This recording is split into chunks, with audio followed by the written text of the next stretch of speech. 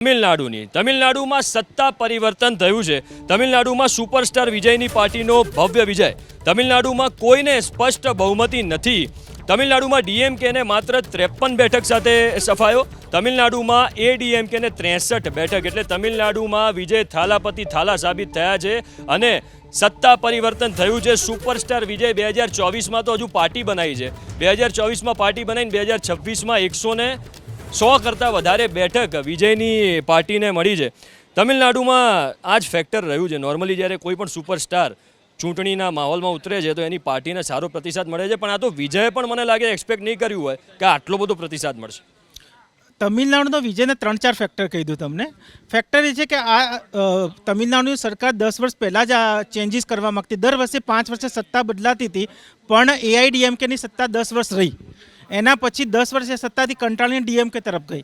હવે બંનેથી કંટાળી એમને ત્રીજો ઓપ્શન મળ્યો, એટલે એઆઈ અને ત્યાં હંમેશા નેતાઓ જે ખાસ કરીને કલાકારોને સારી રીતે એક્સેપ્ટ કરવામાં એમજીઆર, જયલલિતાના ત્રીજો। હવે ફેક્ટર આવે છે આ કે આમાં જે બહુમતી હંગ એસેમ્બલી છે તો જીતે કોણ? તો વિજય ખુદ બે વસ્તુ કહેલી છે કે મને કોંગ્રેસ પસંદ છે, પણ નેશનલ કોંગ્રેસવાળા મને પસંદ કરે, પણ સ્ટેટ કોંગ્રેસવાળા પસંદ નથી કરતા। આ ફેક્ટર્સ એનામાં એને ઇનડાયરેક્ટલી એક તો હિન્ટ આપી દીધી છે કે જો કોંગ્રેસ મને સપોર્ટ કરે તો સરકાર બની શકે છે। એક આ વસ્તુ છે। વિજયની જીત પાછળના 3 ફેક્ટર છે। એક તો એનો હીરો પાવર, બીજું 4 વર્ષ પહેલાં એને ગ્રાસરૂટ પર કામ કરેલું, નંબર 3 કે પ્રશાંત કિશોર સ્ટ્રેટેજીસ્ટ તરીકે એની સાથે 3 વર્ષથી સાથે છે। This is the third factor. એટલે ફરીથી પ્રશાંત કિશોરે કહ્યું કે પોતે પ્રશાંત કિશોર કિંગ નથી બની શકતા, કિંગ મેકર એને જેની પાસે કામ કર્યું અને દર વખતે એની ચેન્જીસ, ગઈ વખતે ડીએમકે સાથે હતો, ડીએમકે જીત્યો, આ વખતે આ જીત્યો। એના પહેલાં નીતિશ કુમાર સાથે હતો, આ વખતે એકલા રહ્યા, તો ત્યાં એને ડેફિનેટલી નીતિશ કુમારને એને સીએમ પદથી બહાર રાખ્યા છે।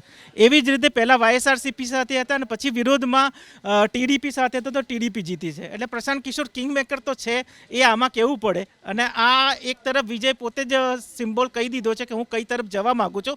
બાકી વિજયનો નરેન્દ્ર મોદીજી સાથે પણ સારો એટેચમેન્ટ, જોના ફોટો પણ આપણે જોઈ શકો છો, કંઈ પણ થઈ શકે છે આગળ।